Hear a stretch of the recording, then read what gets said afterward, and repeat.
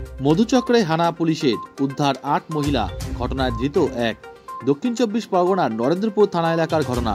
শনিবার রাতে গড়িয়া স্টেশন এলাকায় হানা দিয়ে ওই মহিলাদের উদ্ধার করে পুলিশ। দীর্ঘদিন ধরে এলাকায় মধুচক্র চালানো হচ্ছিল বলে দাবি পুলিশের। গোপন সূত্রে খবরে পুলিশ হানা দেয় ওই এলাকায়।